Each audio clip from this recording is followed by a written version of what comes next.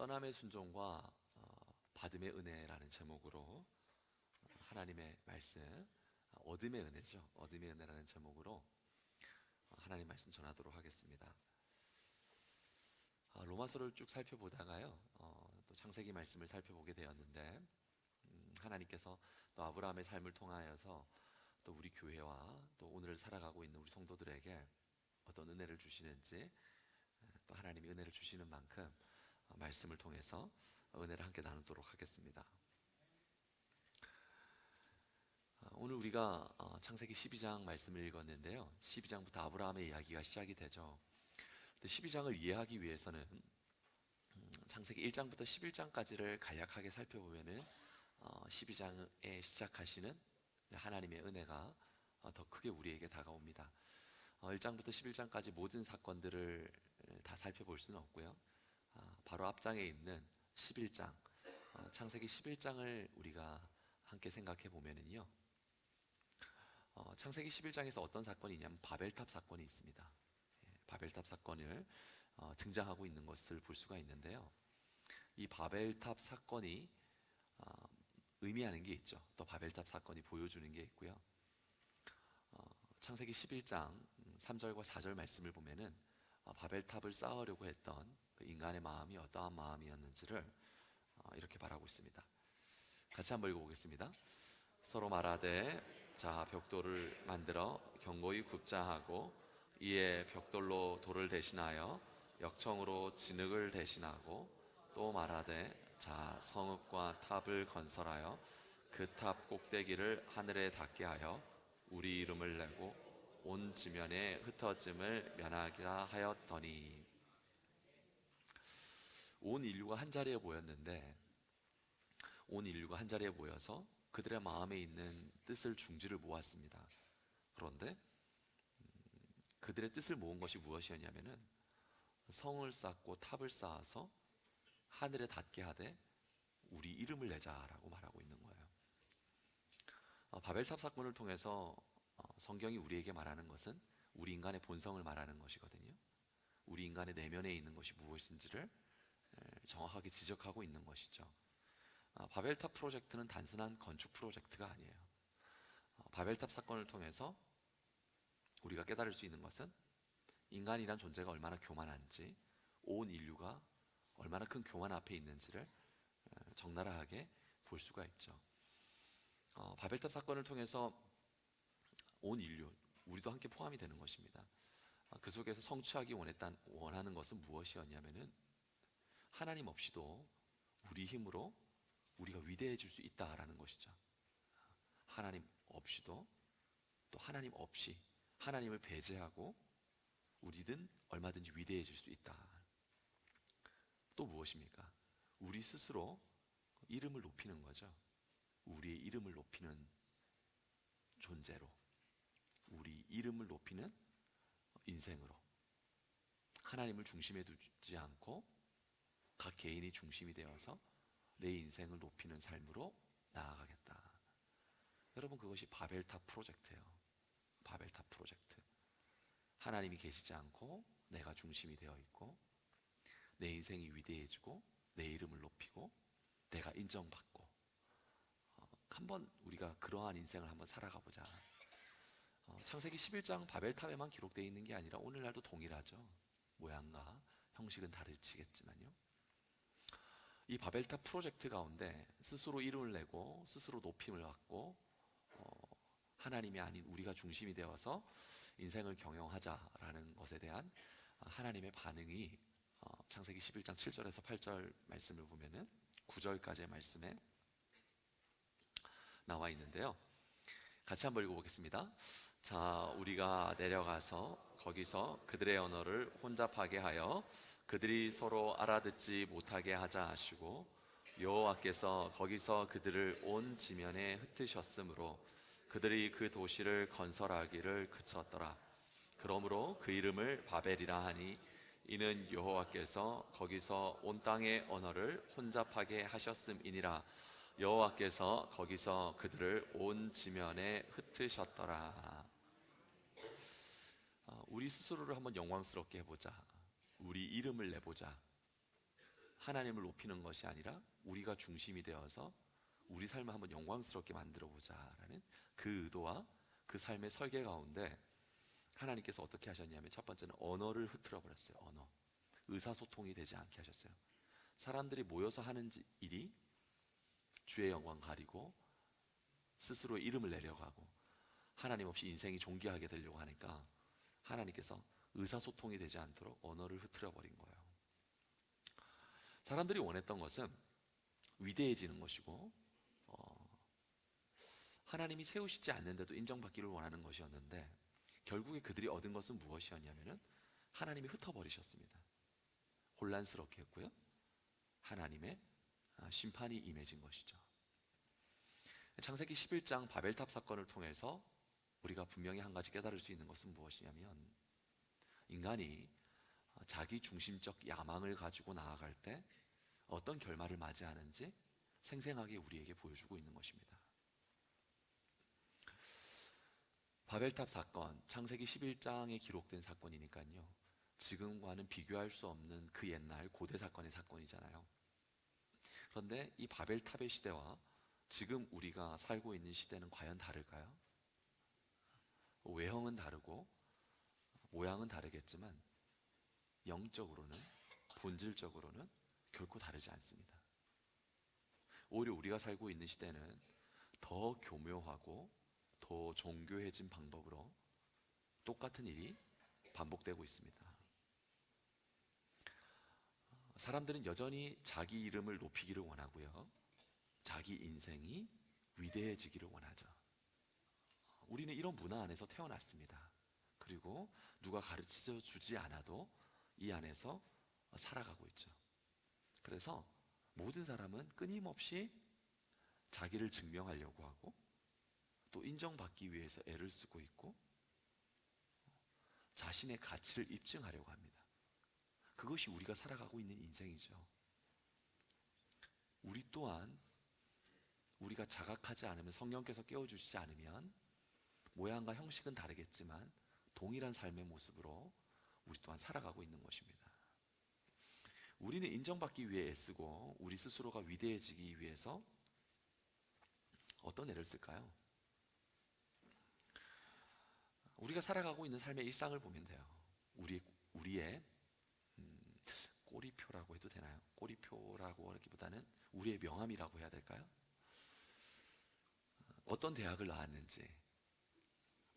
나왔는지가 여러분 나라를 나타내는 좋은 도구가 되죠.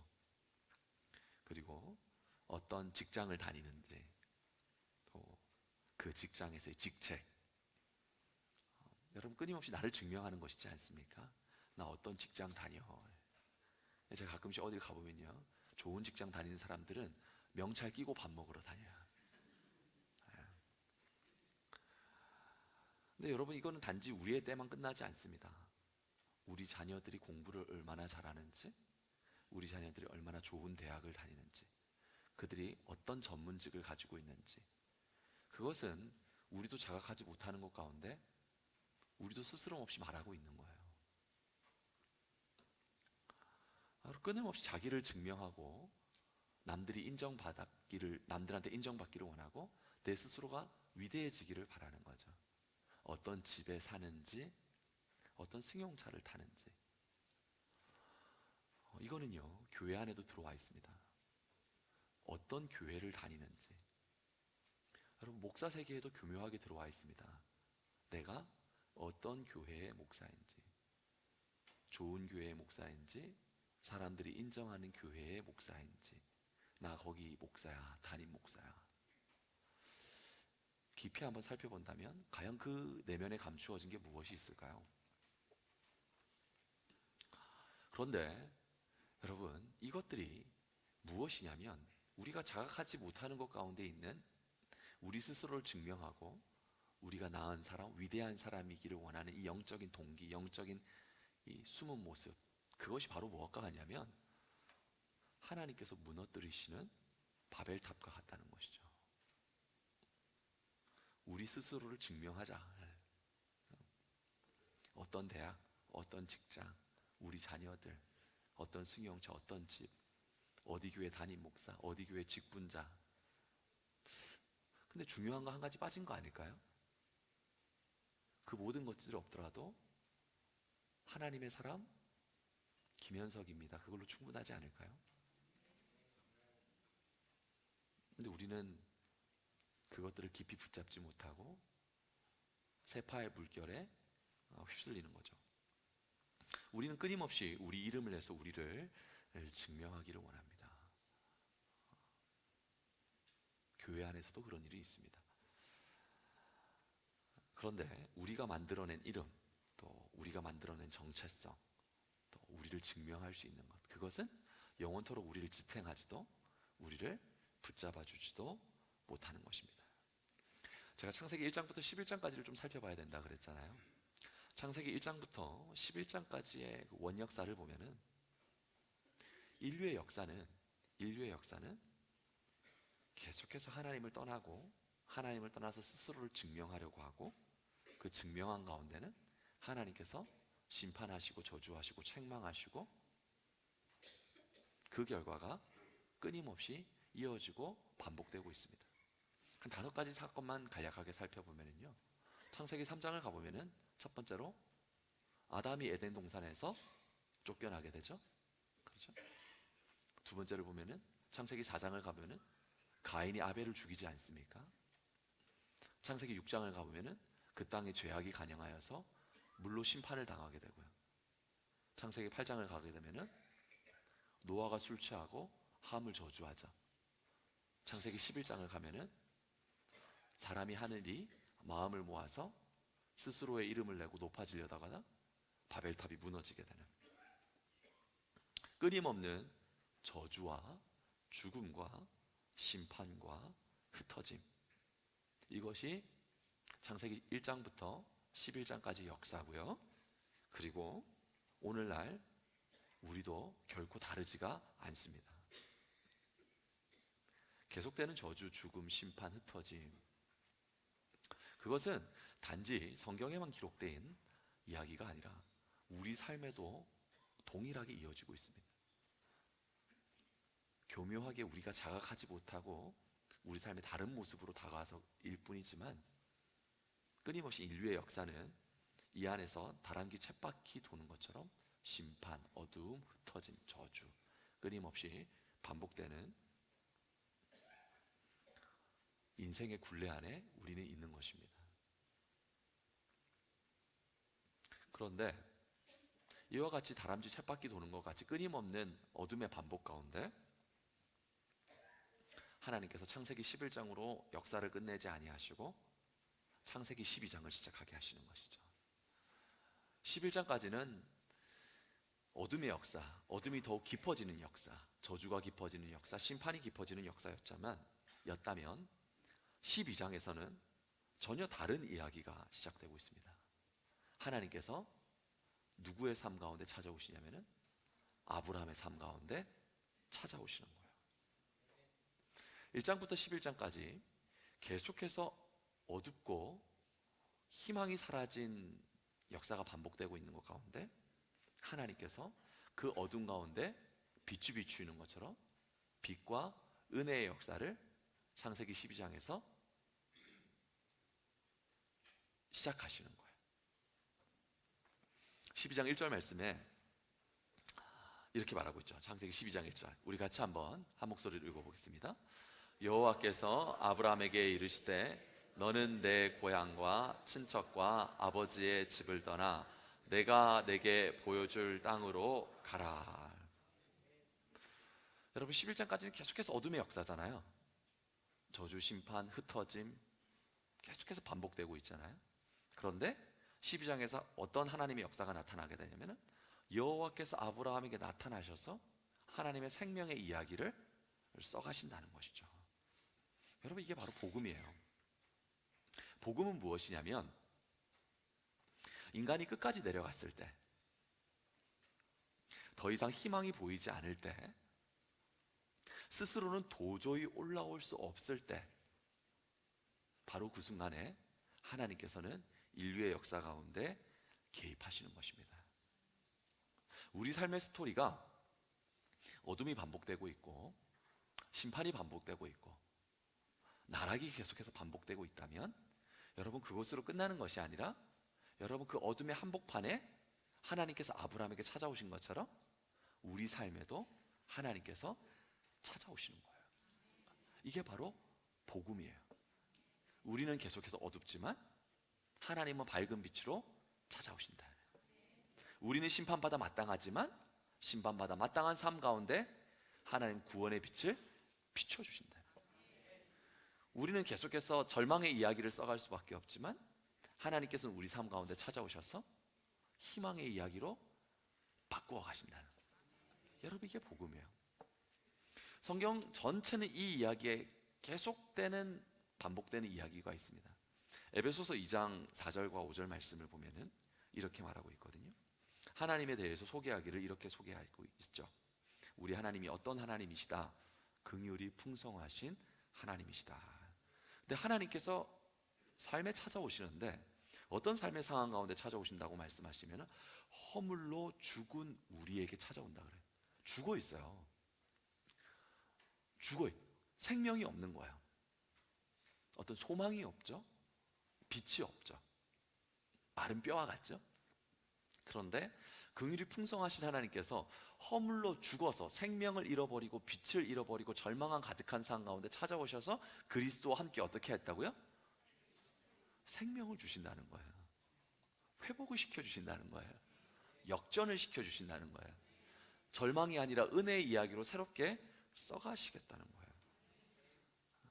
여러분 하나님은 이와 같은 하나님의 이야기를 끊임없이 반복해서 계속적으로 우리 삶 가운데 써내려 가십니다.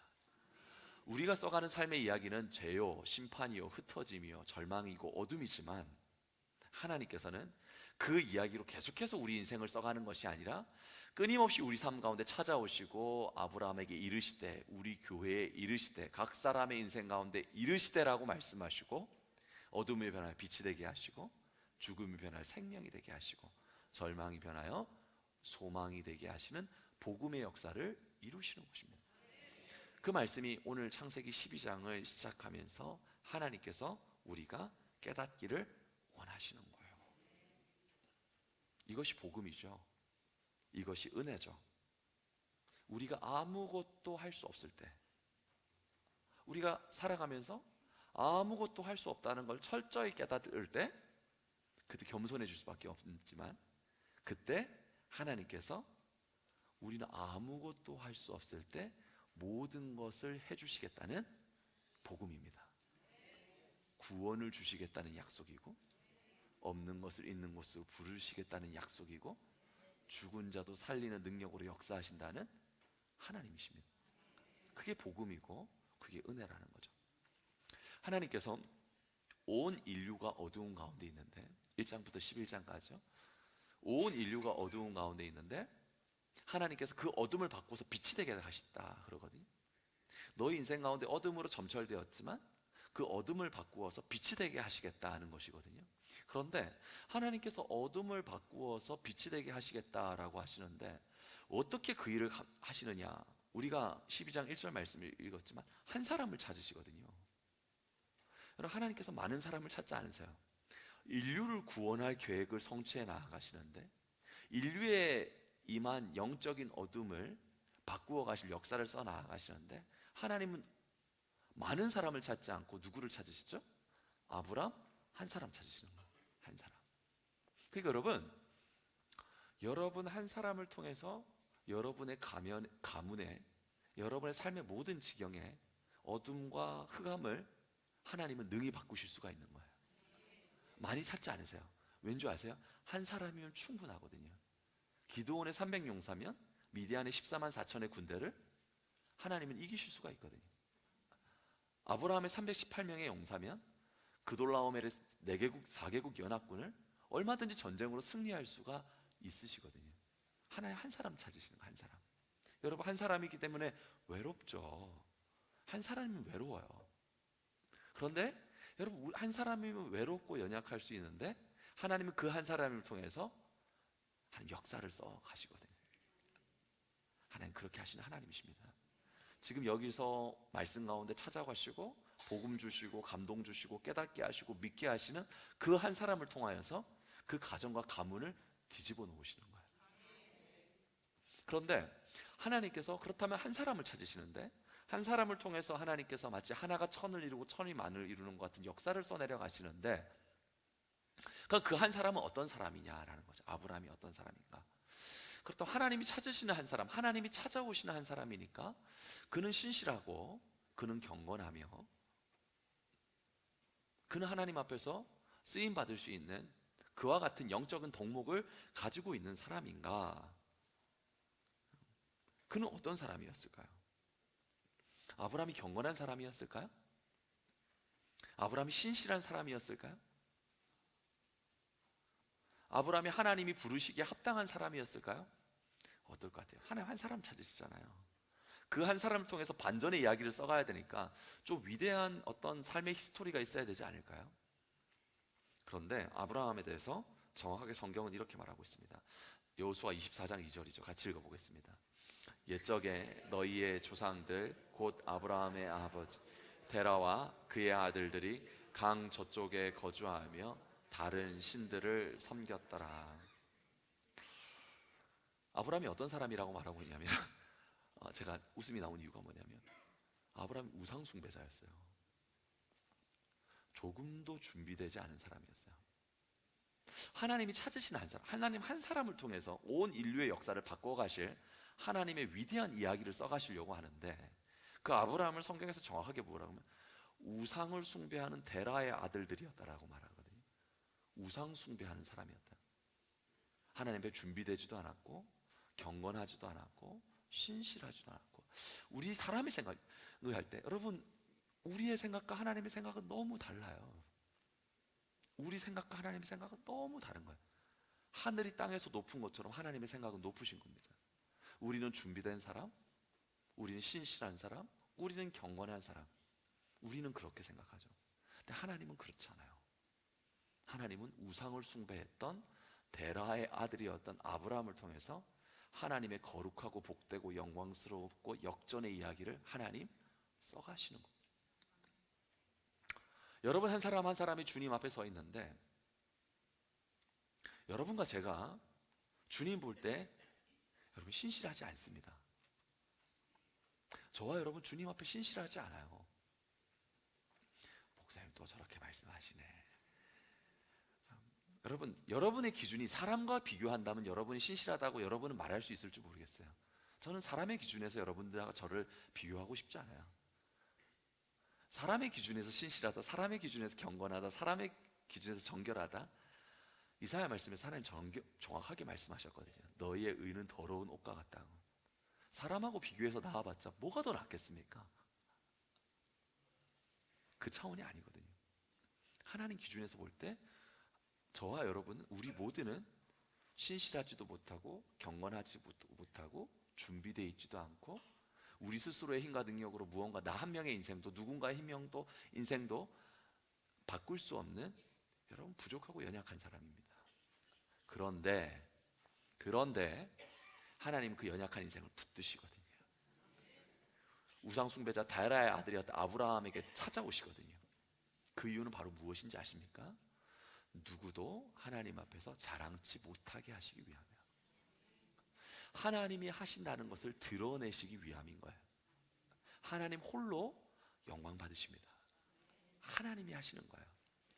사랑하는 성도 여러분, 우리가 교회를 세우고 복음을 세우고 주님께서 우리에게 부여하신 인생을 살아갈 때 우리 실력이 유무에 있지 않아요. 우리는요, 한 가지만 잘하면 돼요. 예배 잘 나오면 돼요. 넘어져도 예배를 잘 나오고. 여러분 분명 죄지었을 거예요. 지난주에 아니 목사님 우리 나 죄 안 지으려고 얼마나 몸부림쳤는데 저렇게 얘기를 하시나. 여러분, 우린 육신에 빚지고 있어요. 잠언서를 말씀하면은 우리 육신의 소욕이 거머리처럼 다고다고 한다 그랬어요. 끊임없는 우리 육신의 소욕과 넘어짐이 있어요. 근데 우리 한 가지 잘하면 돼요. 예배 잘 나오면 돼요. 예배 잘 나와서 주의 보혈로 정결하게 되는 것이고, 하나님이 앞서 행하시는 것이고, 하나님이 부흥도 시키시는 것이고, 하나님이 일을 성취하시는 것이고, 하나님께서 길을 열어 가시는 것이지, 하나님이 우리의 어떠함을 의지하려고 했다면, 여러분 그렇다면 나보다 더 훌륭한 목회자를 원하십니다. 그렇죠, 목사님, 맞는 것 같아요. 이제 나한테 적용시키면 그런 거고, 여러분보다 더 훌륭한 성도들을 찾으세요. 이렇게 하면 같이 가는 거죠? 이해하고 계십니까? 성가대에 제 지지자가 많아서. 여러분, 우리에게 있지 않습니다. 하나님이 선하시고, 하나님이 신실하시고, 하나님이 능력이 있으시며, 하나님이 행하신다는 거예요. 하나님 일하시는 방법은 그러세요. 사랑하는 성도 여러분, 여러분 자신이 연약하다고 넘어지지 마세요. 여러분이 끊임없이 반복적으로 동일한 죄 앞에 넘어지는 연약한 모습이 있다고 할지라도, 여러분, 놀라운 것은 무엇이냐면, 저도 이해되지 않아요. 그런데 하나님은 포기하지 않고 아브라함에게 찾아오신 것처럼 우리에게 찾아오신다는 것입니다.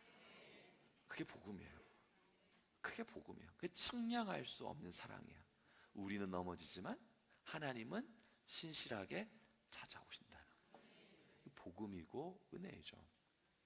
하나님께서는 그런 아브라함을 통해서 하나님의 서막, 하나님의 일의 위대함을 그 부족한 종을 통해서 하나님 당신의 영광스러움과 하나님 당신의 능력과 하나님 당신의 존귀함과 전능함으로 성취해 나아갈 것이다 하는 거예요.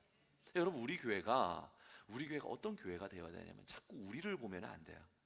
우리 교회가 무엇을 가지고 있는지, 우리가 교회가 어떤 모습인지 그거를 바라봐서는 안 돼요. 성령 충만한 신앙은 무엇이냐면, 자신을 바라보지 않고 하나님을 바라보는 거예요. 나를 바라보면 연약한 것밖에 없어요. 그래서 나의 거룩함과 나의 정결함으로 하나님 앞에 나아가려고 하면은 끝없이 낙심할 수밖에 없고, 거기서 양심이 무뎌지면은 회칠한 무덤처럼 될 수밖에 없어요. 우리는 은혜의 보좌 앞에 예수님의 사랑, 하나님의 사랑을 의지하여서 담대히 나아가는 것이지, 우리 스스로를 의지해서 나아갈 수 있는 게 아닙니다. 하나님께서 아무리 우리 삶 가운데, 우리 심령 가운데 찾아오신다고 할지라도, 가까이 찾아오신다고 할지라도, 우리가 그 하나님 앞에 나아갈 때는 오직 은혜, 예수 그리스도의 보혈, 주님의 사랑을 의지해서 나아갈 수 있는 것이지, 우리의 어떠함을 의지해서 나아갈 수가 없습니다. 창세기 1장부터 11장까지 끊임없이 어둠과 심판과 흩어짐과 넘어짐의 역사였지만, 하나님 12장에서 인류를 구원하기 위해서, 인생을 구원하기 위해서, 우리를 구원하기 위해서 아브라함에게 찾아오시잖아요. 근데 그 아브라함이 우상의 후손이었어요.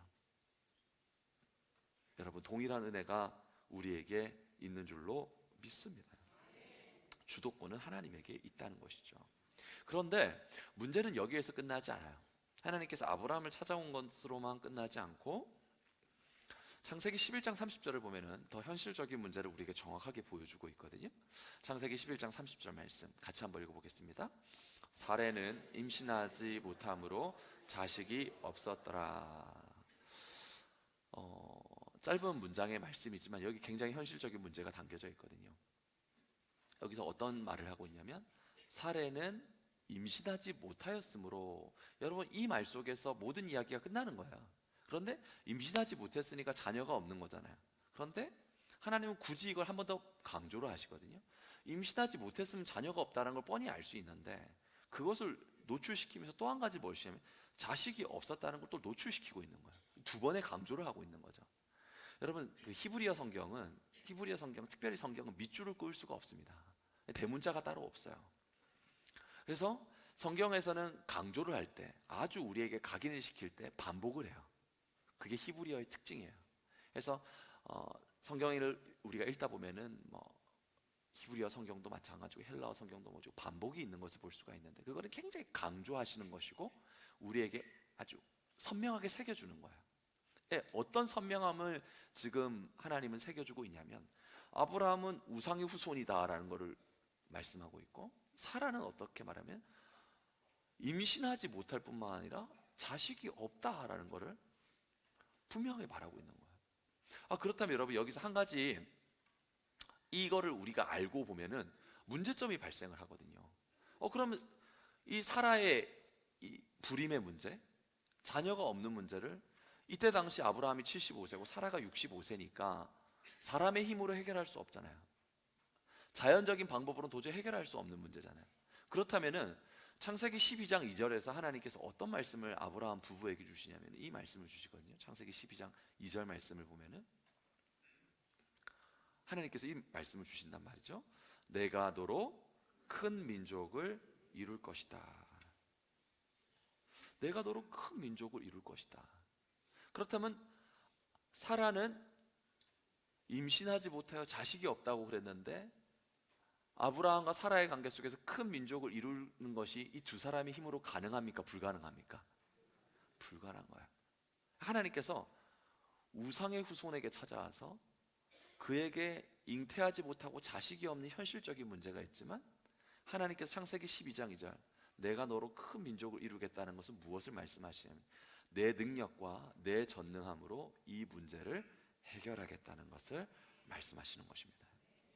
그리고 하나님께서 아브라함에게 찾아오셔서 한 번에 이례적인 사건으로 그의 삶 가운데 찾아오셔서 그의 문제를 해결하고 그를 이끌어가는 것이 아니라 내가 너로 말미암아 큰 민족을 이루겠다는 것은 그의 후손의 대대 계승하여서 동일한 은혜를 영원토록 베풀어 주실 것이다 하는 것을 말씀하고 있는 것입니다.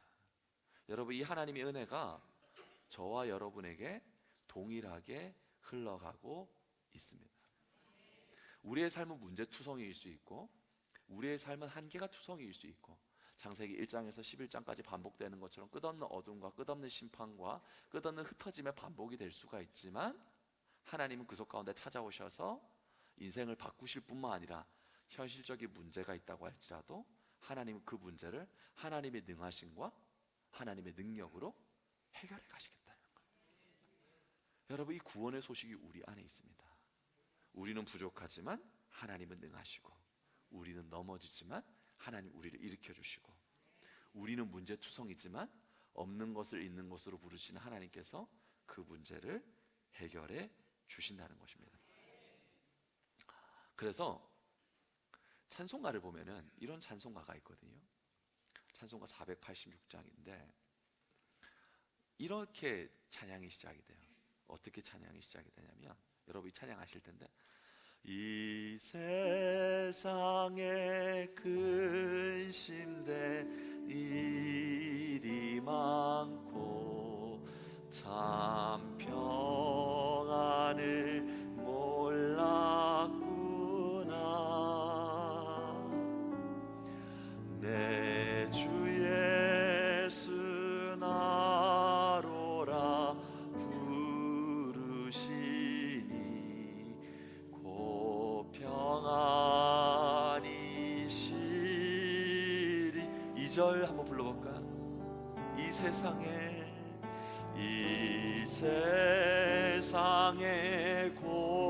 곤고한 일이 많고 참 쉬는 날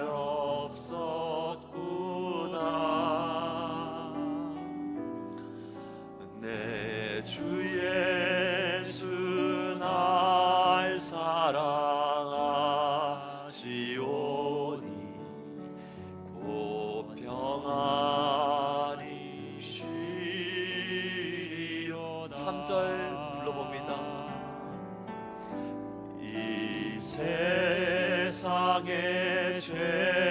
죄악된 일이 많고 참 죽을 일 쌓였구나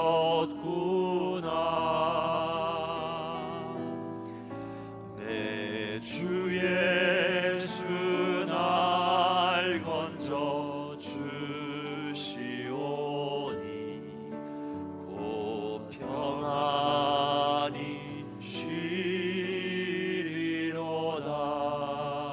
쉬리로다.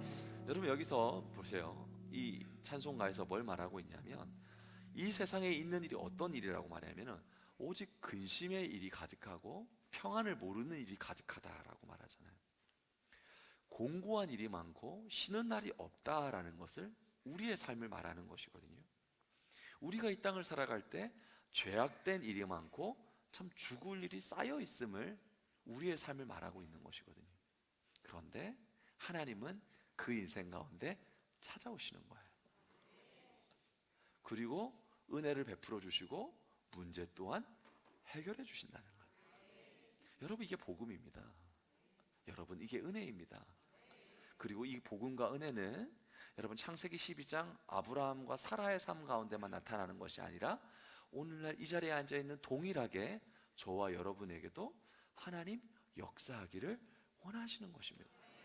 여러분, 이 사실을 들을 때 우리는 감사할 수 있고 기뻐할 수 있고 즐거워할 수가 있습니다. 그래서 교회는 어떤 것이죠? 교회는 좋은 곳이죠. 교회는 즐거운 곳이죠. 예배는 감사한 것이죠. 강대상 분위기가 좀 바뀌었어요. 보이시나요? 좋나요? 제 취향이에요. 아니, 강단을 목사님 취향으로 바꾸나. 그러니까 뭐냐면 제 개인적인 취향이라는 게 아니라 저하고 이제 그 대화를 많이 하시는 성도님들은 알거든요. 목사님 18번을 이제 저 말은 목사님 18번이야라고 대답하시는 분이 있으시더라고요. 제가 항상 주문해요. 권사님 제발 깔끔하게, 심플하게, 다른 거 아무것도 필요 없어요. 깔끔하고 심플하게. 몇 번 권사님하고 얘기를 나누다 보니까 권사님 그냥 깔끔하게 하시면 돼요. 그러니까 권사님 한 분이 그러더라고요. 목사님 18번이 깔끔과 심플이네요. 그러는. 저는 하나님의 정돈된 하나님이라고 믿습니다. 여러분, 이렇게 바꾼 거는 뭐냐면 예전에는 이제 빨간색이었잖아요.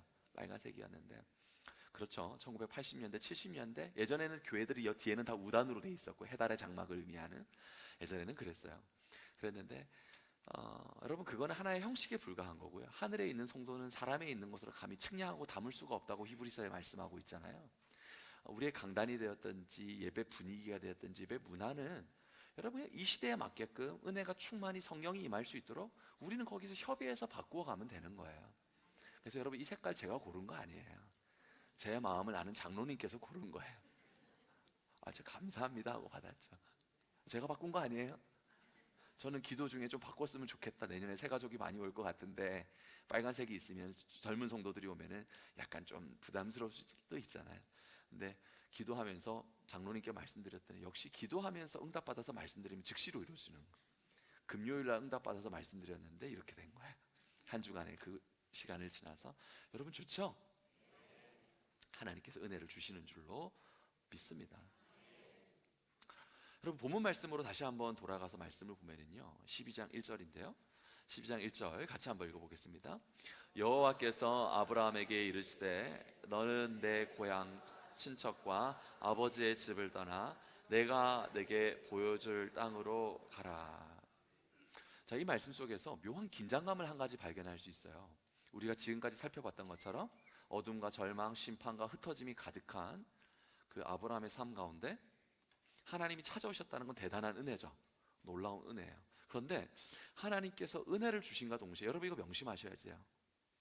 허리를 다 떼셔야 돼요. 이런 말씀들을 정말로 다 떼실 필요는 없고요. 마음의 허리만 떼시면 됩니다. 여러분, 하나님께서 은혜를 주실 때는 항상 우리에게 무엇을 주시냐면 긴장도 함께 주세요. 은혜만 주실 뿐만 아니라 하나님 은혜도 주시고 우리에게 요청하시는 하나님이세요. 묘한 긴장감이 12장 1절 말씀에 있죠.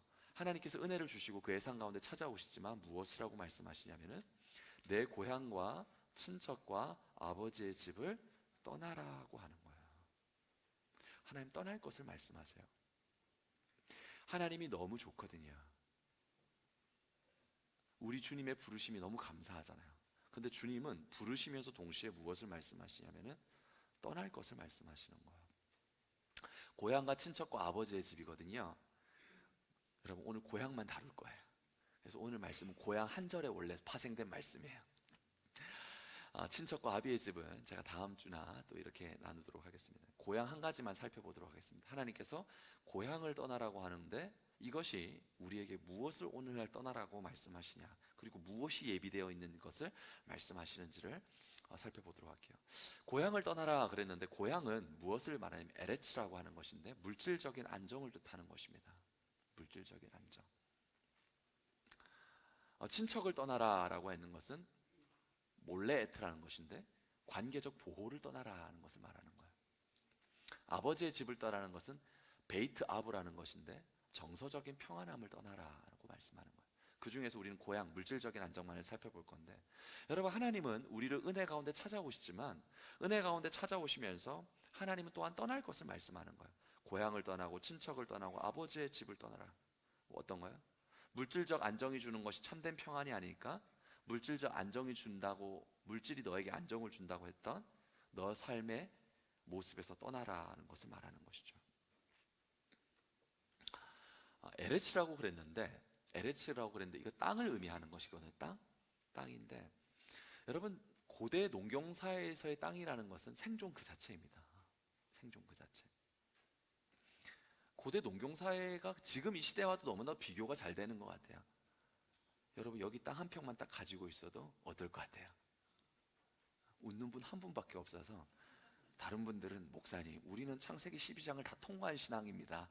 이제 여러분, 오늘날도 땅이 너무 귀하죠. 땅 정말 귀하잖아요. 어떻게든 서울에 땅 한 평이라도 늘려고 준비하려는 게 오늘날 우리의 모습이지 않습니까? 여러분, 그때 당시에 농경사회에서 땅이라는 것은 정말 중요한 것이었습니다. 땅이 있다는 것은 무엇을 의미하는 것이냐면요, 당시에 내 가족을 먹일 수 있는 식량이 나온다는 거예요. 땅이 있다는 것은 무엇을 의미하는 것이냐면 그 땅이 나의 미래를 보증해 주는 것이고 내 자녀들의 미래를 보증해 주는 것이죠. 그러니까 오늘날 서울의 땅하고 똑같아요. 그죠? 땅은 무엇이냐면 나는 사라지지만 내 땅은 자녀들에게 사라지지 않는 거예요. 그렇기 때문에 땅은 한 가족의 생존의 뿌리이고 동시에 미래의 보장입니다. 그래서 그 땅은 뭐냐면은 그 당시에 땅을 잃는다는 것은 무엇을 말하는 것이냐면 삶의 기반을 잃는 것을 말하는 것이고요, 자녀들의 미래를 잃어버리는 것을 뜻하는 것이었어요. 그렇기 때문에 오늘날도 그 삶의 기반을 확보하기 위해서, 자녀들의 미래를 확보하기 위해서 그렇게 땅을 얻으려고 애를 쓰는 거겠죠. 그런데 하나님께서는 뭘 말씀하시냐면은 그 땅을 떠나라는 거예요. 생존의 근거가 되고 나의 미래가 되고 내 자녀의 미래가 되는 그 땅을 떠나라는 거예요. 긴장이 되죠.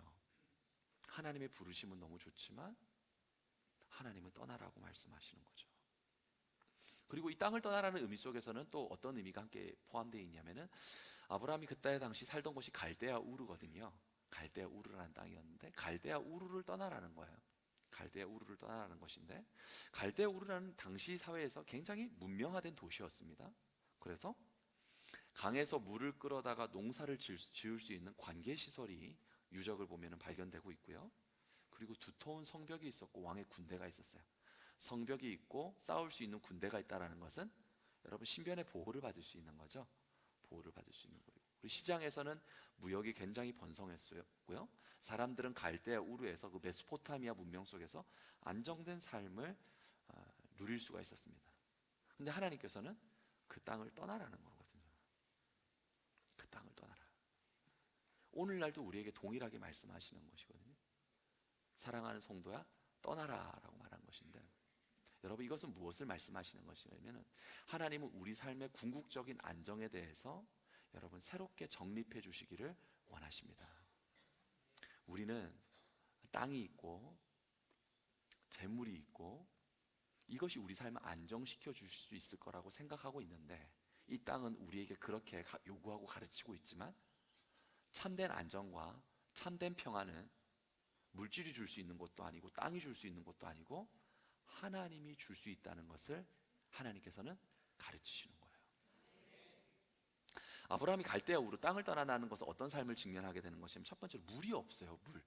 물이 없어요. 갈대아 우르에는 강에서 물을 끌어와서 관계시설이 발달되어 있다고 그랬잖아요. 언제든지 농사를 지을 수 있고 마실 물을 확보를 할 수 있거든요.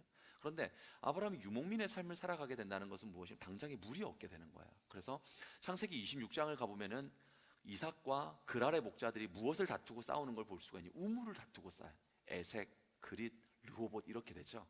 세 개의 우물을 두고 싸우는 거예요. 그러니까 삶이 불안정하죠. 갈대아 우르에서는 안정된 물의 공급을 받을 수가 있는데 하나님의 인도함을 받아 나아가는데 물이 없는 거예요. 우물을 두고 싸워야 되는 거예요. 얼마나 삶이 불안정해요. 너무 불편해지는 거잖아요. 그리고 창세기 12장만 보더라도 아브라함이 가나안 땅에 들어갔을 때 그 땅에 무엇이 임하게 되죠? 가뭄이 임하게 되는 거예요. 가나안 땅에 가뭄이 임하게 되면 애굽이 되었던 다른 땅으로 피신해야 되지 생존을 유지할 수가 없는 거예요. 근데 하나님께서는 관계 시설이 잘 되어 있는 갈대아 우르를 떠나서 그 척박한 삶으로 하나님 들어가라는 거거든요. 그리고 또 한 가지, 이 하나님께서 떠나라는 삶 가운데 무엇이 보장되어 있지 않으면은, 아까 말씀드렸던 갈대아 우르는 두꺼운 성벽이 있었고 왕의 군대가 있었기 때문에 신변이 보장이 되는 거예요. 근데 유목민의 삶을 살아가게 되면은 신변의 보장을 못 받습니다. 그래서 창세기 14장을 가보면은 그돌라오멜과 네개국 연합군이 소돔과 고모라의 전쟁을 일으키는 걸 볼 수가 있죠. 유목민의 삶을 살아간다는 건 빈번한 전쟁이 앞에 놓이게 되는 거예요.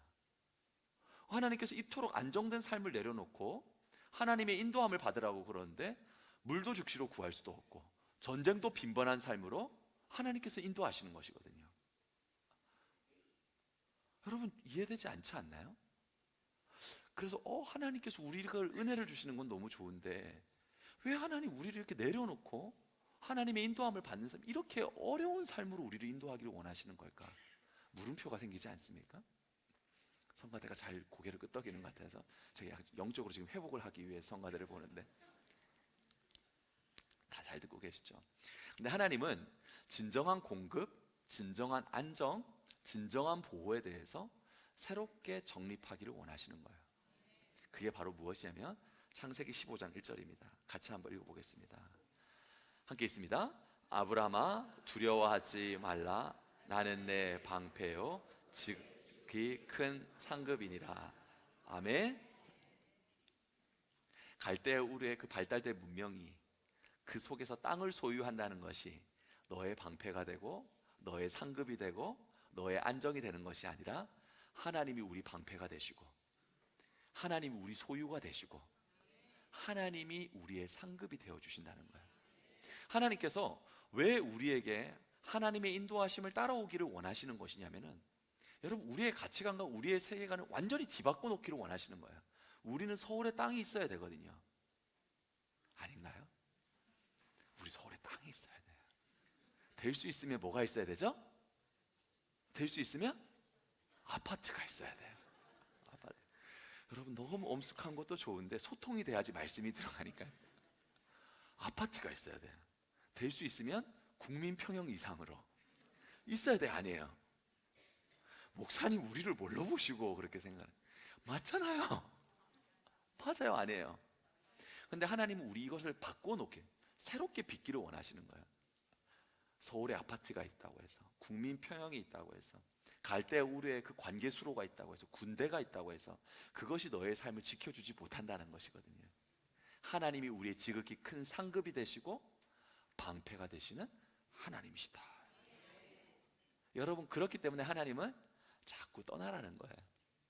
하나님의 음성을 듣고 하나님의 인도함을 받으라는 거예요. 사랑하는 성도 여러분, 주님의 인도함을 받을 수 있는 교회가 될 수 있을 줄로 믿습니다. 주님의 인도함을 받을 수 있는 성도들이 될 수 있기를 바라고 원합니다. 여러분, 주님의 인도함을 받을 때 육신의 눈으로 볼 때 가난해지는 것 같나요? 주님의 인도함으로 받는데 내를 지켜줄 수 있는 게 없는 것 같나요? 주님의 인도함을 받는 건데 전쟁이 많이 일어나는 것 같나요? 그런데요, 하나님께서 거기서 지켜주시는 거예요. 아멘? 여러분, 성벽은 얼마든지 무너질 수 있습니다. 역사 가운데 성벽은 끊임없이 무너졌어요. 갈대아 우르의 그 두꺼운 성벽도 무너졌고요, 바벨론의 성벽도 무너졌습니다. 여러분, 하나님의 백성의 성벽이었던 예루살렘 성벽도 무너졌어요. 그런데 하나님은 결코 무너지지 않습니다.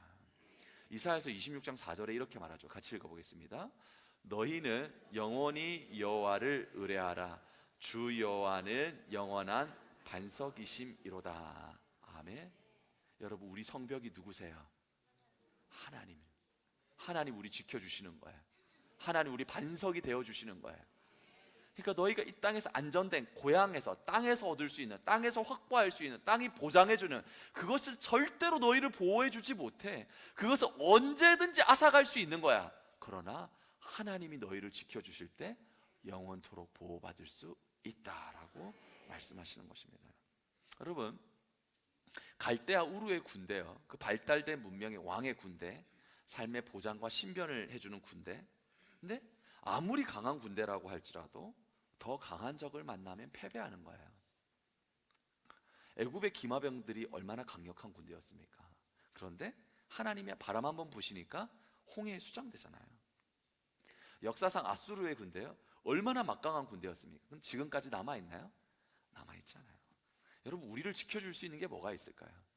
이 땅에서 우리를 지켜줄 수 있는 게 있을까요? 우리의 땅이 우리를 지켜줄 수 있을까요? 우리의 통장의 숫자들이 우리를 지켜줄 수 있을까요? 그렇지 않아요. 시편 24장 8절은 이렇게 말합니다. 같이 읽습니다. 영광의 왕이 누구시냐? 강하고 능한 여호와시요 전쟁에 능한 여호와시로다. 주님께서 그러니까 떠나라는 거예요. 그 땅이 줄 수 있는 안전, 그 땅이 확보해 주는 곳에 떠나서 나를 바라봐. 내가 전쟁에서 너희를 이기게 할 거야. 내가 너희를 지킬 거야. 여러분, 우리의 땅 있잖아요. 우리의 땅, 우리가 가지고 있는 땅, 우리가 그토록 가지고 싶은 땅 빼앗길 수 있어요, 없어요? 있어요. 가끔가다 어떤 영상 보니까요, 어떤 분이 그런 거 있더라고요. 그 도박을 해서 아파트를 날려먹었어요. 그런데 그 과거를 못 잊고 집 앞에 승용차에서 살고 있더라고요. 저기가 주님의 빛이 아니고 저 집이 내가 살던 아파트에서 나오는 빛인데. 여러분, 집은 빼앗길 수 있어요, 없어요? 있어요. 우리 땅 빼앗길 수 있어요, 없어요? 있어요. 여러분, 금방 소유주가 바뀌어요. 그런데 우리 하나님의 땅은 빼앗깁니까? 안 빼앗깁니까? 안 빼앗기는 것입니다. 그래서 시편 16편 5절은 이렇게 말하죠. 같이 읽습니다. 여호와는 나의 산업과 나의 잔의 소득이시니 나의 분깃을 지키시나이다. 여러분, 우리가 이 땅에서 소유하고 있는 것, 우리를 지켜줄 수 있는 것, 그 모든 것은 다 빼앗길 수 있습니다. 그런데 하나님은 결코 사라지지 않습니다. 사랑하는 성도 여러분, 주님께서는 우리에게 말씀하시는 거예요. 너희 안전의 근거가 어디 있느냐? 너희 삶의 보장의 근거가 어디 있냐? 아브라함아, 갈대아 우르에서 그 안정된 문명이 거기서 누릴 수 있는 것들이 너를 지켜줄 수 있는 것이라고 생각하느냐? 결코 아니다. 떠나라. 나의 부르심을 받으라. 내가 너를 지켜줄 것이다. 여러분, 이런 하나님이 우리와 함께 하시는 줄로 믿습니다. 우리가 하나님의 인도함을 받아서 여러분, 하나님의 길을 걸어갈 때 우리 마음 가운데, 여러분 우리 삶 가운데 아브라함이 하나님의 부름을 받아 떠날 때 그가 그랬던 것처럼 우리는 하나님의 나라를 세워나가야 돼요. 우리의 삶이 하나님의 나라, 복음을 세우는 삶으로 나아가야 됩니다. 그때 하나님께서 우리를 견고하게 붙들어 주시는 거예요. 사랑하는 성도 여러분, 복음 가운데 설 수 있는 저와 여러분 될 수 있기를 주의 이름으로 축원합니다. 교회를 세우고 복음을 위해 헌신하고 주님의 일을 위해 헌신하며 나아갈 때 하나님께서요, 이 땅에서 보장할 수 없고 이 땅에서 지켜줄 수 없는 것들을 우리 가운데 하나님께서 확보해 주시는 거예요. 그것을 하나님께서 말씀하시는 것입니다. 주님을 따라 나아갈 때 여러분, 첫 번째, 하나님의 나라를 위해서 헌신하시고, 두 번째, 사람을 세우는 일에 헌신할 수 있는 저와 여러분 될 수 있기를 주의 이름으로 축원합니다. 사람을 사랑하는 거예요. 사람을 세우는 거예요. 어떻게든 사람을 세우고, 여러분 교회에서 사람을 복음 가운데서 세우는 일을 감당하며 나아갈 때 하나님께서 우리의 삶을 책임져 주신다는 것입니다. 마태복음 6장 19절에서 20절 말씀을 보면은 예수님께서 이렇게 말씀하셨거든요. 우리 같이 한번 읽어보겠습니다. 너희를 위하여 보물을 땅에 쌓아두지 말라.